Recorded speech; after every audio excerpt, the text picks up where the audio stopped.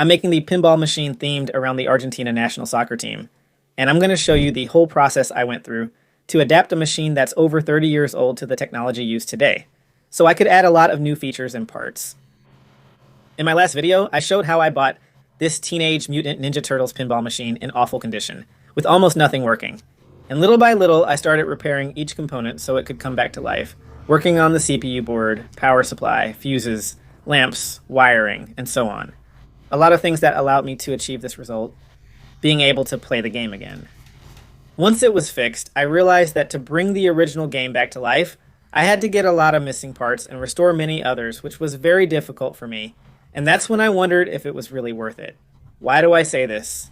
First, because at least in Argentina, this pinball machine is one of the cheapest and not many people want it. Second, I already had an identical one at home that worked and was in better condition. With this in mind and taking advantage of the hype because Argentina had won the World Cup, I thought, why not make it with a national team theme? The idea seemed wonderful to me, and the challenge of transforming it even more so I got to work. This was going to be a total conversion, so the first thing I did was completely disassemble the original pinball machine, taking out all its parts one by one. Once the entire playfield was stripped bare, I could start thinking about the new game mode. There were a couple of things I had to keep, like the position of the lights and the big holes for the bumpers. With this in mind, I had to create the graphics, and this was not an easy task at all. To begin with, I searched online for someone selling the original game artwork, and based on that image, I redesigned it to the actual size of the playfield. We did all this to create a new graphic with matching lights and holes incorporating elements most representative of the World Cup. The most representative players, Scaloni, the fans, key moments, a bit of everything. And we tried to base the design on the original designs, especially those from the company, the Data East that once made hand-drawn illustrations. To apply this graphic, I removed everything and thoroughly sanded the surface with various grits down to the wood. Now I can finally print the new playfield. I printed it on my transparent film using UV ink on this gigantic machine they have at Rotograph. And I'm giving them a shout out because actually the owner is my cousin. And that's it. Once it was printed, I carefully stuck it onto the wood, making sure everything lined up. Obviously, I couldn't just leave it like that.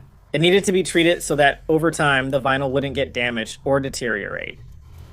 For that, I applied 3 coats of clear automotive lacquer. I used a very high quality American one to make sure I got good results.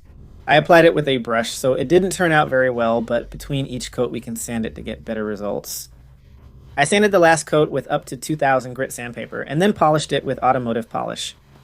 For my first time doing this, I think the result was very good. The colors turned out really well. Now it was time to start making the new pieces. I started with what would be the central piece. I wanted to give the experience in the game of being able to score a goal against Debu. So, I designed a goal where later, with a small motor, I put a little Debu figure in his classic pose from the French goal save.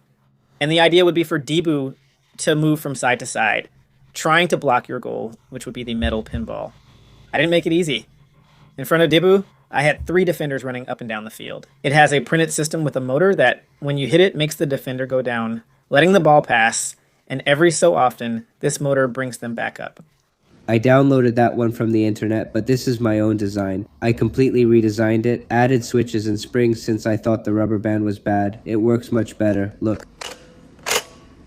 And it has a much more powerful servo, which lifts it better. What do you think of this version? On the other hand, I wanted to redesign the original ramps of the game so they go higher and look nicer.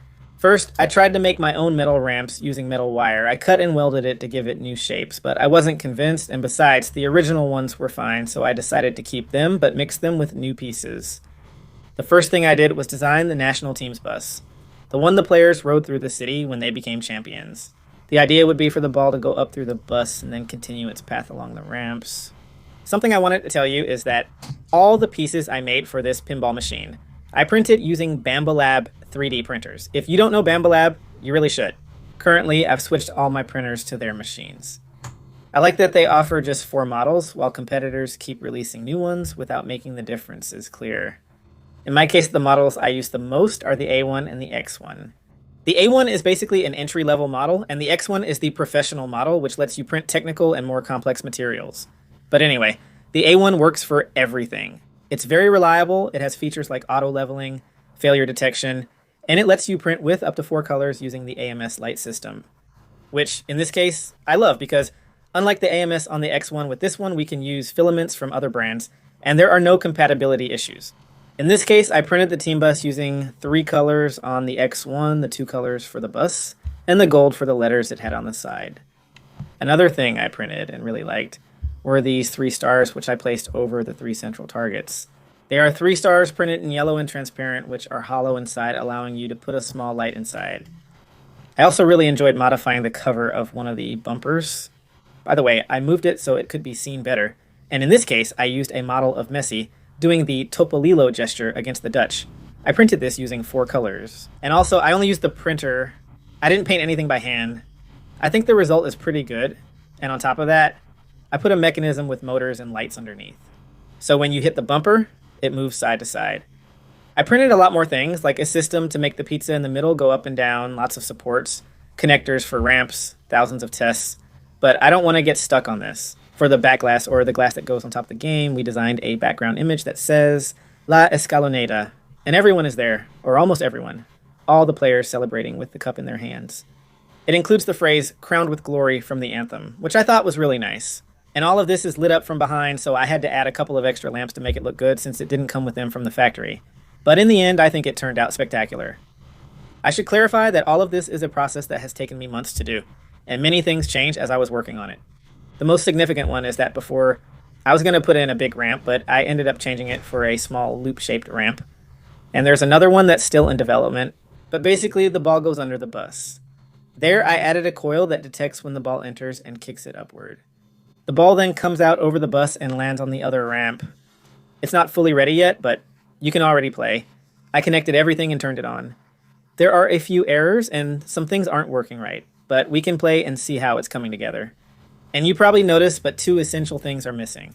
The first is that we don't have a screen. The original one didn't work, and I decided to use an LED panel screen. This gave me the chance to change the animations and add things like the drawing dancing. And the other thing is that the sounds are still from the Ninja Turtles. Luckily, the electronics in this machine are very simple. The sounds are just a command sent to the soundboard, and we can replace it completely as well as all the individual sounds. I'll show this process in the next video, so subscribe to stay updated. Thanks for watching. See you next time. Bye.